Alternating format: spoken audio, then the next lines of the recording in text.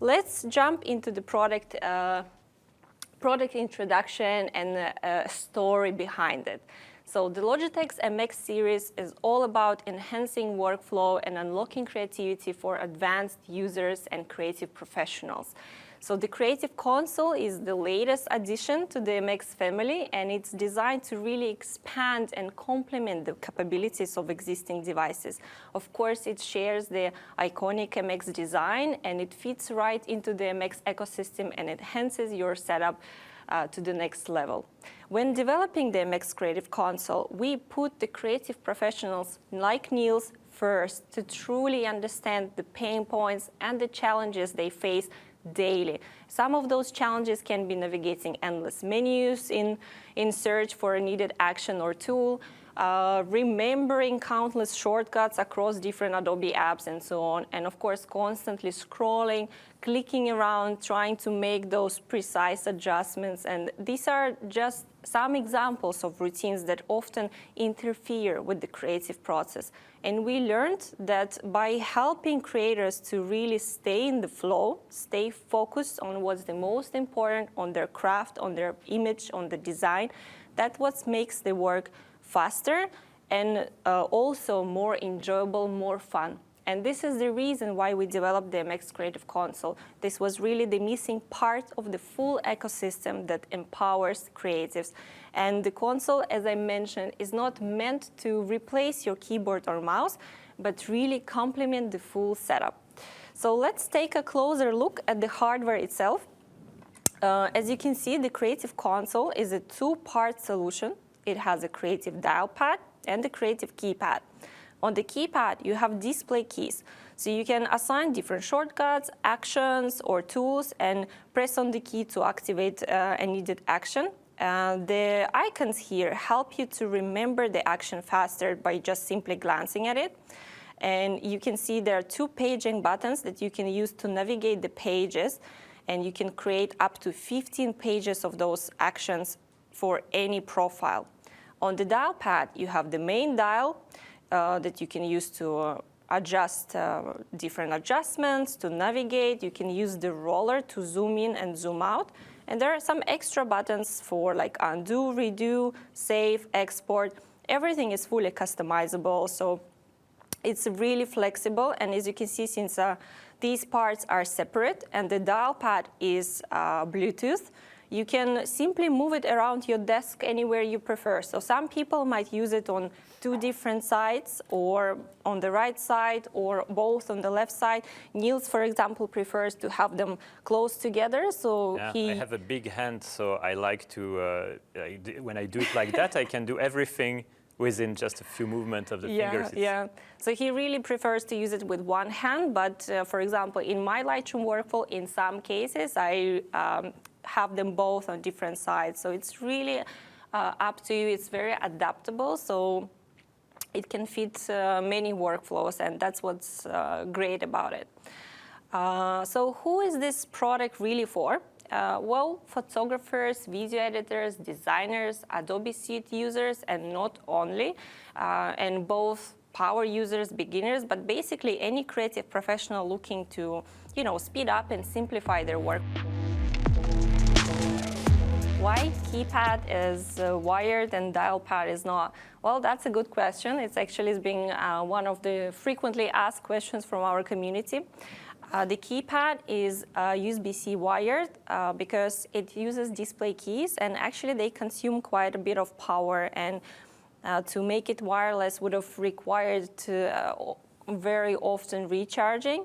Plus, we also wanted to ensure very instant feedback and input on the display keys. And the dial pad allowed us to still have this flexibility of, devices having in different places on your desk, to be flexible and adaptable. So we decided to make it wireless. And we also went for the most optimal solution. So it uses AAA batteries, and it lasts for up to 18 months on those batteries. So you really don't need to worry about recharging the device. Yeah, since I started using it, I see that the level didn't decrease at all. So, no, yeah. not at all. Not for me. Lasts forever. I've been using it since July. how to get started with the device. And by the way, thank you everyone for the questions, and please keep them coming. So to get started with the product is really fast. You just install Logi Options Plus.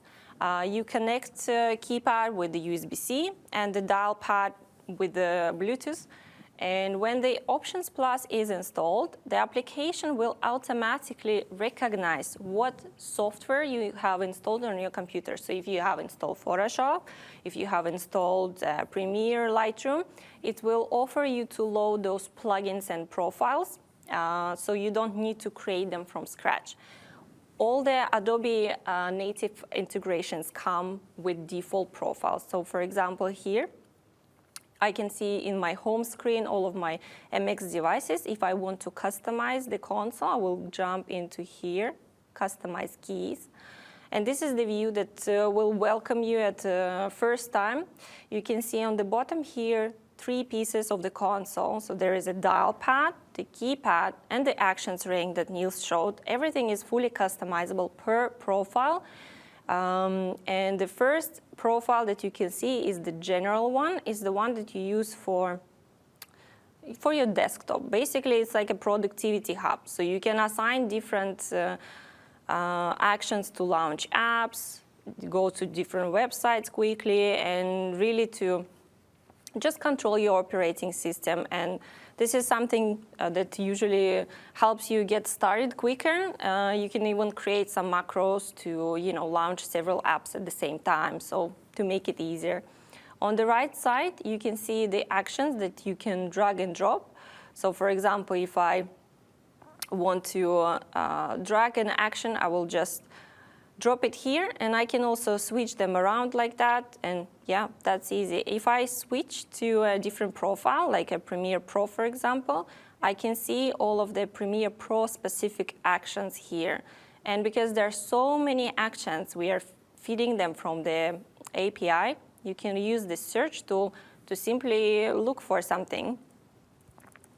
For example, select, and and you just drag and drop it here, and that's it.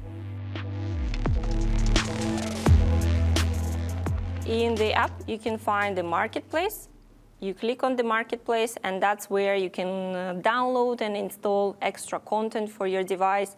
Here you can see there are some plugins that are already available for you at the moment, and some profiles as well. And the profiles is something that will also be contributed by our community. And Niels has, I believe, his own profile that he wants to share. The one you see that I will show in the demo, it's, as I mentioned, something I developed over time. There's nothing, like you don't need to program anything. It's just dropping functions, as you saw. You can customize the icons and everything. So I created this custom profile for my own workflow in Lightroom. I'm going to explain how it works. And it will be available in the marketplace. If it's not already the case, it's just a matter of days. Amazing. So, and it's for free. No, this is really, really good. And also, of course, if any of you from the community have created something that you feel would be really great to share with other users, you can just ping us and we'll be happy to put it on the marketplace. And of course, in the future, we want to make this mechanic even easier for the community to make contributions and share the content.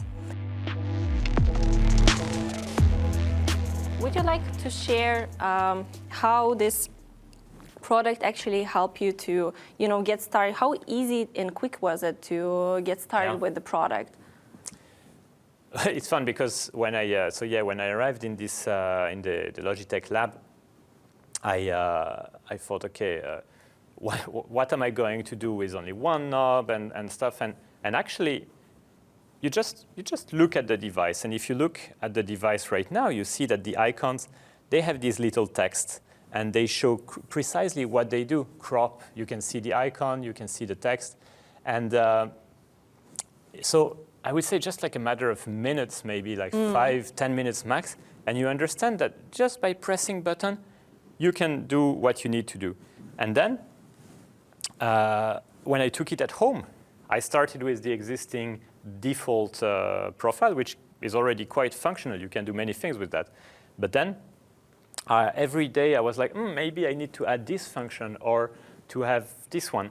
And I started customizing slowly, bit by bit, this profile, and that's what led us to this result we have now, and that I'm going to share with you. And this is just like how over the time you just make the device yours. And in my case, I didn't even want to give it back at the end of the beta version because it was so, it really became part of my workflow. It's customized, like the way I put why do I have these 2-star and 4-star here in develop mode. It's because it's connected to the way I work. Now, for example, let's say that I want to remove this image, boom, 2 stars, and it's out of the selection. Yeah. No, this is amazing. Can I add custom icons? And yeah, this is a good question. I can show you on my Options Plus how to do it. So for example, if I want to adjust this Finder icon, I will press on the icon to edit, and you can see there is an icon library on the right, so you can pick some of the default icons.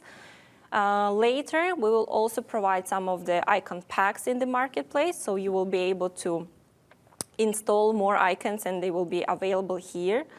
And you can also upload your own icon from the computer by pressing this button. And of course, you can customize all the colors and all the text.